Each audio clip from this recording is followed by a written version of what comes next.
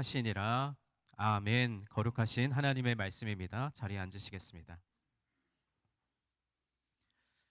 우리는 계속해서 하나님 나라를 세워가는 공동체 시리즈 설교를 통해서 이 땅에 세워지게 될 하나님 나라의 의미를 새롭게 발견하고 하나님 나라를 세워가는 공동체의 모습은 어떠해야 하는지 묵상하고 있습니다. 첫 번째 설교에서는 예수님께서 12명의 제자를 선발하신 기준과 목적을 살폈고 또 그 가운데 산으로부터 내려오셔서 평지에 서서 말씀하시며 아픈 자들의 상처를 보듬으셨던 예수님, 그리고 삶의 자리로 나아가 복음을 전하는 자로 살라고 말씀하시는 그 음성을 우리가 함께 들었습니다. 두 번째 설교에서는 제자로 부르심을 받은 자들의 응답과 선택에 대해서 다루면서 지금 결단하는 하나님 나라는 어떠한 모습이고 우리는 어떠한 것을 택해야 하는지, 세상의 방법과 세상의 기준을 선택할 것인지 아니면 예수님의 방법을 선택할 것인지에 대해서 함께 나누었습니다. 이제 오늘부터 3주에 걸쳐서는 제자 공동체가 살아내야 할 하나님 나라의 모습은 어떠해야 하는지를 살피기 원하는데, 그 중에서 오늘은 첫 번째 사랑과 환대의 공동체에 대해서 말씀을 나누고자 합니다. 여러분, 최근 한국의 드라마 중에서 SBS에서 방영된 모범택시라는 제목의 드라마가 많은 이들의 주목을 받았습니다. 이 드라마는 같은 제목의 웹툰을 원작으로 하는데 2021년에 시즌 1을 시작으로 그리고 2023년에는 시즌 2도 많은 사랑을 받았고 최근에는 시즌 3를 이렇게 방영해서 많은 흥행을 기록했습니다. 이 드라마의 대체적인 주제는 이런 것입니다. 피해자가 어떤 괴롭힘을 당했는데 그 가해자가 이 교묘하게 법적인 처벌을 피해 갑니다. 그래서 그 피해자는 그 법의 솜방망이 처벌 때문에 2차 피해를 입게 되죠. 그런데 그 피해자, 그 범죄자를 이제 사적으로 응징하면서 이제 사적 제재를 가하는 그런 스토리를 담고 있는데, 그런 소재와 또 파워풀한 액션과 또 여러 깔끔한 스토리 라인, 또 적절한 웃음 등을 담아서 많은 인기를 얻었습니다. 실제 범죄 사건을 모티브로 한 빌런들, 그러니까 악역들을 출연시키는 사회 고발물의 측면도 있습니다. 최근에 이렇게 사적 복수를 소재로 한 드라마들이 더 많아지고 있는데, 미국 매체에서는 이런 것을 K-복수국, 우리 뭐 한국 음식 하면 K-푸드 하듯이 이런 소재를 가지고 만든 드라마를 K-복수국이라고 소개하면서 드라마의 한 장르로 인정하기도 합니다. 이런 사적 복수를 소재로 한 드라마가 인기를 끄는 사회에서 가장 찾아보기 어려운 단어가 있다면 바로 용서와 너그러움일 것입니다. 용서 대신에 정당한 사과를 요구하고 너그러움 대신에 절대 나는 손해보지 않겠다는 그런 각박함이 넘치는 시대를 살아가고 있죠.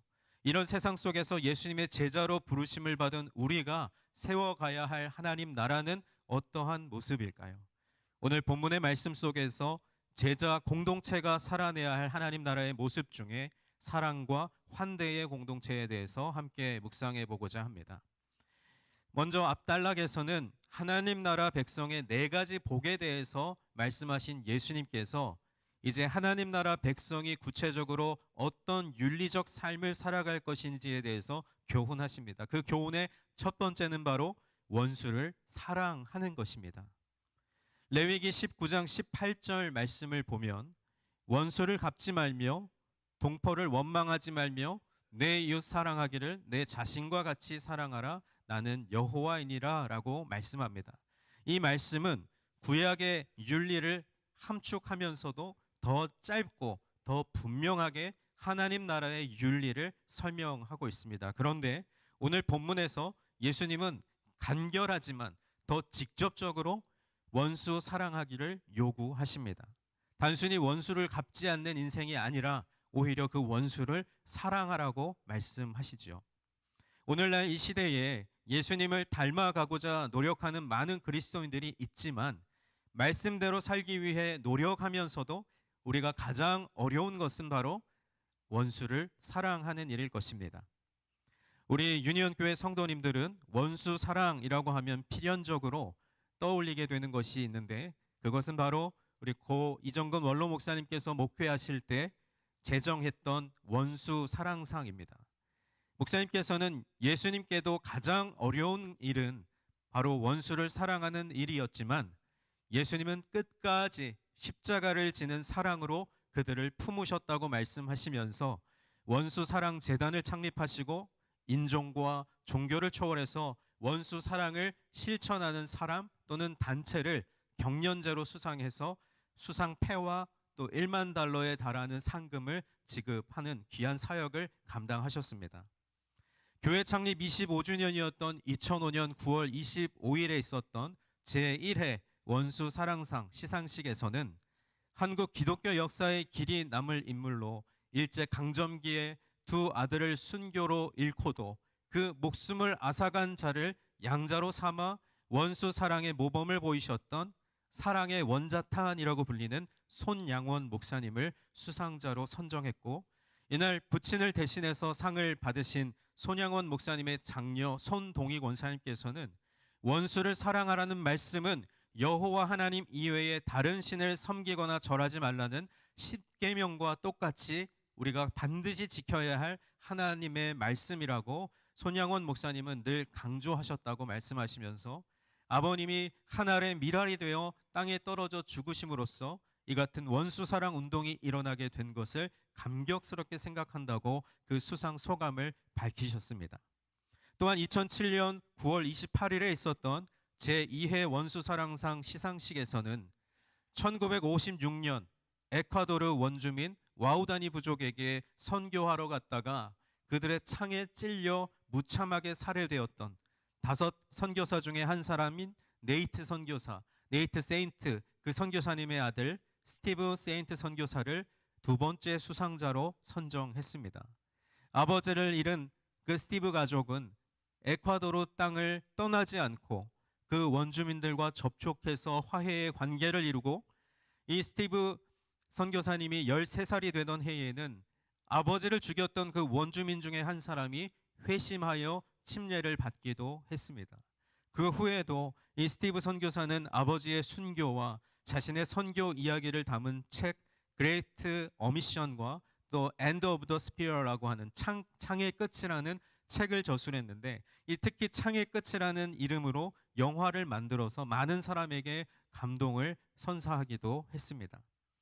그리고 또 2009년 9월 27일에 있었던 제3회 원수사랑상 시상식에서는 힌두교의 박해를 받으며 3대째 원수를 사랑하는 목회를 실천하신 사띠아 란잔 마지 목사님을 수상자로 선정했습니다. 할아버지와 아버지 모두 힌두교도들의 공격을 받고 순교하셨지만, 이 마지 목사는 원수 사랑의 힘으로 아버지를 죽였던 그 범인 4명 가운데 2명을 그리스도의 공동체 안으로 끌어들였고, 그들이 찾아와 용서해달라며 거듭 사죄를 했을 때 이미 다 용서했고 우리는 이제 한 가족이라며 그들을 품어 안았습니다. 마지 목사님 역시 극단적인 힌두교도들의 살해 위협으로 그들의 살생부에 오르기도 했고, 2008년 8월에는 힌두교 근본주의자들이 기독교인들을 대상으로 약탈과 방화와 살인을 자행했던 그 대규모 폭력 사태로 교회와 또 당시 사회에 큰 피해가 발생했는데도 이 마지 목사님과 또 교인들은 그 지역의 힌두교도들을 교회로 초청해서 잔치를 베풀고 또 그들과 함께 교제하며 용서와 화해를 선포했습니다. 이렇게 3번의 원수 사랑상을 시상하면서 이정은 목사님께서는 성경에 원수를 사랑하라, 박해받는 자를 위하여 기도하라, 미워하는 자를 선대하라, 저주하는 자를 축복하라는 등 여러 구절이 성경에 있지만, 원수를 사랑하는 것은 결국 십자가를 지는 순교적인 믿음을 요구한다고 말씀하시면서, 예수님이 십자가에서 자신을 죽이는 자들을 도리어 용서해 달라고 기도하셨던 것처럼 원수 사랑은 하나님의 나라를 건설하기 위해 온 인류가 실천해야 할 관문이라고 강조하셨습니다. 이렇게 원수 사랑상을 실천했던 영예로운 역사와 전통을 지닌 우리 유니온 교회가 하나님 나라를 세워가는 공동체로 다시 서기 위해서 오늘 말씀에서 예수님께서 강조하신 원수 사랑이 무엇인지를 우리가 함께 살펴보기를 원합니다. 첫째로 원수 사랑은 의지적인 행동입니다. 우리 다 같이 이 첫째 문장을 한번 읽어보겠습니다. 원수 사랑은 의지적인 행동입니다. 먼저 오늘 본문의 처음 두 구절인 27절과 28절에서 예수님께서는 4개의 명령형 동사를 사용하셔서 원수를 사랑하는 것을 다른 표현으로 반복해서 말씀하십니다. 오늘 본문 27절과 28절 말씀을 우리 다시 한번 다 같이 읽어보겠습니다. 시작. 그러나 너희 듣는 자에게 내가 이르노니 너희 원수를 사랑하며 너희를 미워하는 자를 선대하며 너희를 저주하는 자를 위하여 축복하며 너희를 모욕하는 자를 위하여 기도하라. 여기에서 사랑하며 선대하며 축복하며 기도하라. 이 4개의 명령형 동사를 사용하셔서 예수님은 이 말씀을 통해 세상과는 다른 하나님 나라의 법을 제자들에게 선포하셨습니다. 그리고 그 시작은 원수를 사랑하라는 파격적인 선포였습니다. 여러분, 여기에서 이 원수라고 하는 것은 사적인 복수의 대상을 지칭하는, 그러니까 개인적인 원한 관계에 있는 사람을 의미합니다. 법적으로 허용되지 않는 사적 복수에 오히려 많은 사람들이 쾌감을 느끼고 정의가 실현됐다라고 말하는 이 시대에 원수를 사랑하라는 이 예수님의 선포는 우리 예수님의 제자들이 걸어가야 할 길을 우리에게 명확하게 알려줍니다. 예수님께서 원수를 사랑하라고 하실 때 사용된 헬라어 아가파오는 무조건적인 사랑, 호혜와 궁휼을 의미합니다. 즉 개인적 원한 관계에 있는 사람을 아무런 조건과 아무런 제한 없이 용서하라는 것이죠. 당시의 청중들에게 원수까지도 사랑하라는 이 가르침이 그렇게 새로운 것은 아니었습니다. 아까도 살폈듯이 구약에도 이러한 말씀이 있었기 때문이죠. 그러나 예수님의 이 명령은 원수를 사랑하는 감정을 느끼라는 것이 아니라 분명하고 구체적으로 의지적인 행동을 하라는 요구였습니다. 나를 미워하는 자에게 착함을 베풀고 나를 저주하는 자를 위해 복을 빌며 나를 모욕하는 자를 위해 기도하라고 명령하신 것이죠. 예수님의 제자는 자신의 감정을 초월하여 결연한 의지로 사랑을 실천하는 사람입니다. 더불어 예수님은 그 행동들이 일회성으로 끝나는 것이 아니라 우리가 살아가는 삶에 지속적으로 이루어져야 한다는 것을 강조하셨습니다. 예수님은 자신을 따르는 제자들에게 너희의 감정을 거슬러 의지적인 행동으로 사랑을 실천하는 예수님의 참된 제자가 되라고 명령하셨습니다. 주님께서 사랑하시는 여러분, 저와 같은 목회자들이 말씀을 준비하고 또 여러분 앞에 서서 설교를 할 때 가장 어렵고 또 곤혹스러운 일이 무엇인지 아십니까? 그것은 설교자인 제 자신이 말씀을 충분히 이해하고 소화하지 못한 채 말씀을 전해야 할 때입니다. 좀 더 솔직히 말씀드리면 성경 말씀과 이 설교 내용이 너무나 옳은 말씀이고 맞는 말씀이라는 것을 머리로는 인지하면서도 정작 말씀을 담대하게 선포하는 설교자 제 자신이 이 말씀대로 살지 못할 때 큰 괴리감을 느낍니다. 어쩌면 오늘의 이 설교가 저에게는 그와 같습니다. 원수를 사랑하라고 말씀하시는 예수님의 음성이 제 귓가에 또렷이 들리고 또 여러분 앞에 서서 여러분 원수를 사랑하십시오. 이것이 하나님 나라를 세워가기 위해 예수님의 제자인 우리가 순종하고 실천해야 할 마땅한 일입니다 라고 선포하고 있지만 정작 저에게 원수 사랑하는 일, 정말 저에게 원수와 같은 사람에게 사랑하기보다는 당연하게도 미워하고 선대하기보다는 어떻게 하면 내가 저 사람에게 악하게 대할까를 고민하며 축복하기보다는 저주하고 싶은 생각에 앞서는 죄인임을 여러분 앞에 겸허하게 고백합니다. 원수를 사랑하는 일이 저에게도 어려운 일이듯이 아마 여러분에게도 원수를 사랑하는 일은 너무나 어려운 일인 줄 압니다. 그러나 이미 알고 계셨지만 오늘 또다시 우리에게 말씀하십니다. 원수를 사랑하라. 너를 미워하는 자를 선대하라. 너를 저주하는 자를 위해 축복하라. 너를 모욕하는 자를 위해 기도하라. 그렇다면 저와 여러분의 대답은 네, 주님, 알겠습니다. 그렇게 생각해 보겠습니다. 그렇게 마음을 먹어 보겠습니다가 아니라 예, 주님, 제가 오늘 의지적으로 그 일을 한번 노력해 보겠습니다. 라는 답이 우리에게 있어야 할 줄로 믿습니다. 여러분, 원수를 사랑하라는 말씀, 여러분 신앙생활 하시면서 얼마나 많이 들은 말씀입니까? 오늘 또 들었는데, 아, 그래, 내가 지식적으로는 또 감정적으로는 그래, 원수를 사랑해야지, 그게 예수님의 가르침이지를 알면서도 여러분은 이 예배가 마쳐진 뒤에 이곳을 나가면서부터는 원수를 사랑해야지라는 마음은 온데간데 없고, 내 인생에, 내 삶의 원수와 같은 저 사람 어떻게 하면 골탕 먹일까, 어떻게 하면 저 사람 불편한 삶을 살게 만들까, 그런 생각에 몰두하고 계시지는 않습니까? 저는 여러분에게 도전하고 권면합니다. 그러면서 저의 자신에게도 동일하게 선포합니다. 원수를 사랑하는 일은 감정적 동의가 아니라 의지적인 행동이 뒤따라야 하는 것입니다. 그것이 어떤 행동인지는 저는 잘 모르겠지만 오늘 이 시간 하나님 앞에 기도하면서 주님, 제가 원수 사랑하는 일, 그 일을 통해 예수님의 참된 제자가 되고 그리고 그 일을 통해 이 땅에 하나님의 나라를 세워가는 일에 쓰임받기를 원하는데 제가 어떻게 하면 그 의지적인 행동을 실천에 옮길 수 있을까요? 하나님, 제가 행동에 옮기고 삶으로 실천할 수 있도록 도와주옵소서. 그런 기도가 저와 여러분에게 있기를 간절히 소망합니다. 둘째로, 원수 사랑은 물러서지 않는 사랑입니다. 다시 한번 다 같이 한번 읽어봅니다. 원수 사랑은 물러서지 않는 사랑입니다. 이어지는 오늘 본문 29절과 30절 말씀에서 예수님은 원수 사랑을 실천할 네 가지 구체적인 예를 들어서 원수 사랑에 대해서 교훈하십니다. 다 같이 말씀을 읽어보겠습니다. 너의 이 뺨을 치는 자에게 저 뺨도 돌려대며 내게 구하는 자에게 주며 네 것을 가져가는 자에게 다시 달라 하지 말며. 아멘.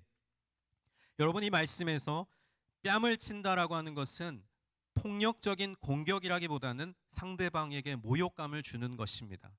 또 겉옷을 빼앗는 것은요, 한 사람의 기본적인 의식주를 침범하는 일입니다. 율법에 따르면 한 사람의 겉옷은 해가 지도록 전당 잡힐 수 없는 정도로 사람에게는 아주 기본적인 필요 조건이었습니다. 예수님께서는 원수가 심각한 손실을 입힐 때조차도 복수하기보다 오히려 속옷까지 주며 더 적극적으로 사랑을 실천할 것을 명령하십니다. 예수님의 제자들은 신체적 폭력이나 강요 또는 강압에도 불구하고 물러서지 않는 사람들입니다. 그들은 뺨을 때린 자에게 나머지 뺨을 돌려대고 겉옷을 빼앗는 자에게 속옷을 내어줍니다. 예수님은 제자들을 향해서 이러한 갈등의 상황에서 스스로를 방어하지 말고 오히려 악과 불의에 자신을 노출시키라고 말씀하십니다. 이것은 나 자신을 완전 무방비한 상태에 둠으로써 상대방에게 공격을 위한 빌미를 더 이상 제공하지 않는 비폭력, 무저항의 행동이며 단순히 악행에 선으로 대응하라는 도덕적인 가르침마저 뛰어넘는 하나님 나라의 놀라운 행동 양식입니다. 주님께서 사랑하시는 여러분, 하나님 나라의 백성, 예수님의 제자는 이 세상보다 상위의 사랑으로 살아가는 사람인 줄 믿습니다. 왜냐? 예수님께서 먼저 그 사랑을 우리에게 보이셨고 그 사랑으로 우리를 살리셨기 때문입니다. 에베소서 2장 4절과 5절 말씀을 우리 다 함께 읽어보겠습니다. 긍휼이 풍성하신 하나님이 우리를 사랑하신 그 큰 사랑을 인하여 허물로 죽은 우리를 그리스도와 함께 살리셨고 너희는 은혜로 구원을 받은 것이라. 또 로마서 5장 8절은 이렇게 말씀합니다. 우리가 아직 죄인 되었을 때에 그리스도께서 우리를 위하여 죽으심으로 하나님께서 우리에 대한 자기의 사랑을 확증하셨느니라. 아멘. 예수님은 저와 여러분이 아직 죄인이고 원수였을 때 먼저 찾아오시고 십자가에서 우리를 위해 돌아가셨습니다. 자격 없는 우리에게 주셨던 그 놀라운 사랑을 힘입어 폭력의 세상 앞에 물러서지 않는 사랑으로 다가가야 할 줄로 믿습니다. 세 번째, 원수 사랑은 보답을 기대하지 않는 사랑입니다. 다 함께 읽어보겠습니다. 원수 사랑은 보답을 기대하지 않는 사랑입니다. 우리가 어떤 사랑과 선행을 베풀 때 그에 따르는 보답을 기대하지 않아야 합니다. 순수한 마음으로 다른 사람을 도우며 그들의 반응에 연연하지 말아야 합니다. 얼마 전에 저희 첫째 딸아이 생일이 있었는데 이제 학교에 친한 친구들을 이렇게 초대해가지고 작은 파티를 열었습니다. 맛있는 음식을 먹고 재미있는 놀이를 하고 당연하게도 초대를 받은 친구들 입장에서는 이제 그 생일의 주인공을 위해서 선물을 이렇게 하나씩 가져오지 않겠습니까? 그래서 이렇게 선물을 서로 주고받으면서 기뻐하는 모습을 보는데 그 친구 아이 중에는 이제 외국인 친구도 당연히 있었는데 한 친구가 특별히 선물을 가지고 오지 않은 거예요. 근데 이 어른의 시선으로는 이 식사 자리 또 이 파티를 위해서 부모인 내가 얼마나 많은 돈을 썼는데 이 선물 왜 안 갖고 왔지? 이런 생각이 있는데 이 아이는 전혀 그것에 개의치 않는 거예요. 그냥 친구들과 함께하는 시간, 사랑을 나누는 그 자리가 행복했던 것이죠. 하나님께서는 우리의 선행을 기억하시고 기뻐하십니다. 그리고 보상보다는 진심을 다해서 선을 행하는 것이 중요합니다. 우리는 하나님 앞에서 정직한 마음으로 사랑을 실천해야 합니다. 이러한 사랑과 선행이 진정한 신앙생활의 모습이지요. 오늘 본문 31절부터 34절까지 말씀을 다시 한번 보시겠는데, 남에게 대접을 받고자 하는 대로 너희도 남을 대접하라. 너희가 만일 너희를 사랑하는 자만을 사랑하면 칭찬받을 것이 무엇이냐? 죄인들도 사랑하는 자는 사랑하느니라. 33절과 34절 다 같이 함께 읽겠습니다. 너희가 만일 선대하는 자만을 선대하면 칭찬받을 것이 무엇이냐? 죄인들도 이렇게 하느니라. 너희가 받기를 바라고 사람들에게 구워주면 칭찬받을 것이 무엇이냐? 죄인들도 그만큼 받고자 하여 죄인에게 구워주느니라. 아멘. 여러분, 오늘 본문 31절은 남에게 대접받고자 하는 대로 남을 대접하라는 황금률을 강조하면서 조건 없이 사랑과 선행을 베풀 것을 말씀하고 있습니다. 우리는 보상을 기대하지 말고 순수한 마음으로 다른 이들을 도와야 합니다. 하나님께서 우리의 선행을 기억하시고 기뻐하십니다. 원수 사랑이라는 하나님 나라 백성의 삶을 다르게 설명하는 방법으로 황금률을 사용하고 있는데, 이어지는 32절부터 34절까지 말씀에서는 그 황금률의 세 가지 예를 보여주고 있습니다. 그 세 가지 예는 죄인들과 비교 대조해서 하나님 나라 백성의 윤리가 세상의 윤리보다 훨씬 더 탁월해야 한다는 것을 보여줍니다. 32절에 보면 죄인들도 자기를 사랑하는 자는 사랑합니다. 33절 말씀에서도 죄인들도 자기를 선대하는 자를 선대합니다. 34절 말씀에서도 죄인들도 되돌려 받기를 바라며 구워줍니다. 그러나 하나님 나라 백성은 자기를 사랑하지 않는 자를 사랑해야 합니다. 자기를 선대하지 않는 자조차 선대해야 합니다. 돌려받을 수 없을지라도 구워 주어야 합니다. 이러한 윤리가 예수님께서 세우기를 원하시는 하나님 나라 백성들이 살아가는 삶의 방식입니다. 마지막 네 번째, 원수 사랑은 절망하지 않는 사랑입니다. 다 같이 한번 읽어봅니다.